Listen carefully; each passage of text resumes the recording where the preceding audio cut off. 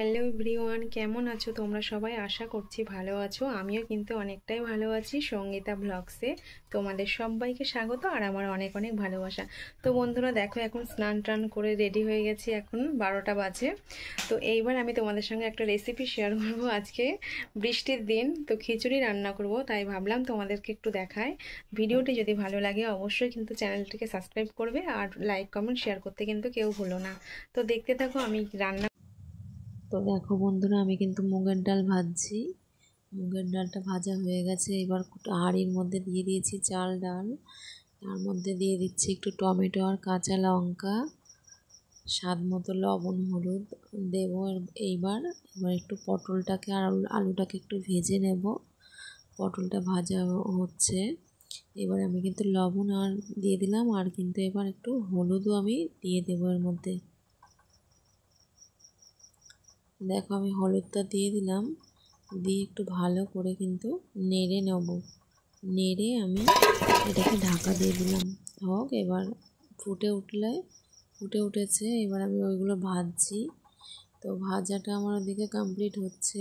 পটলটা ভাজা হয়ে গেছে, আলুটাও ভাজা হয়ে গেছে। তো এখানে নিয়ে ফোড়নে দেওয়ার জন্য গোটা শুকনো লঙ্কা, তেজপাতা আর জিরে দিয়েছি।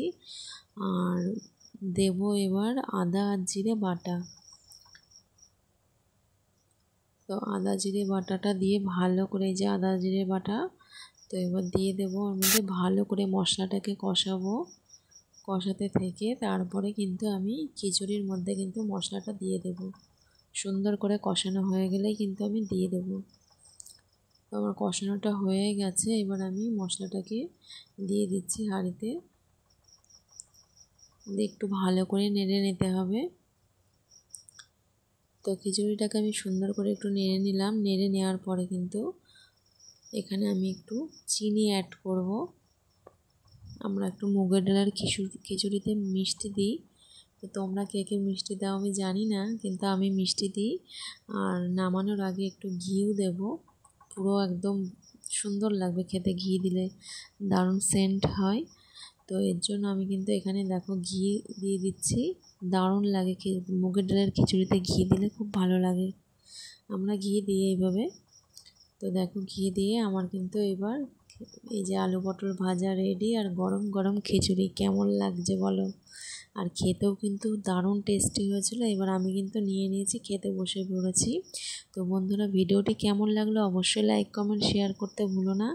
আর আমাকে জানিও তোমাদের কেমন লেগেছে রেসিপিটা। আমার কিন্তু খুব খেতে ভালো হয়েছিল। টাটা বন্ধুরা।